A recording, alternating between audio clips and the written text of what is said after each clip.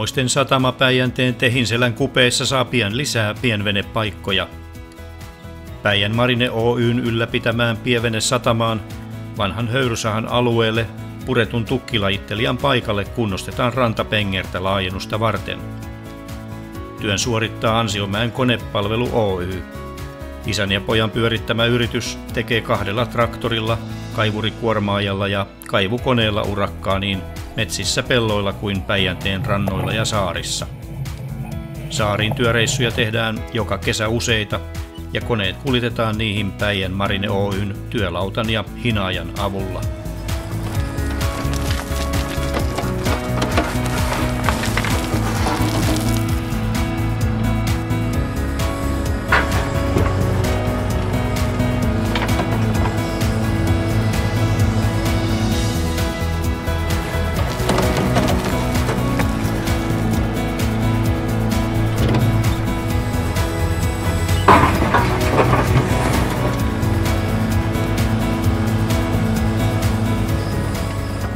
Kesämökkien ja venepaikkojen rakentaminen ja kunnostus tuo töitä yrittäjille.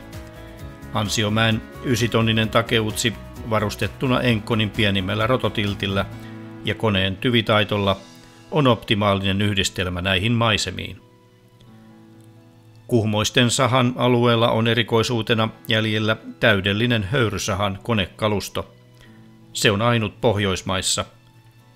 Höyrypillin äänen kuulee aika ajoin vieläkin, kun vanhat höyryalukset poikkeavat satamaan.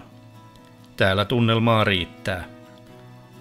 Satama-alueella Ansiomäen Enkkon pyörii täysiä päiviä ja Kuhmoisten sataman uusi alue palvelee venelijöitä tulevina kesinä.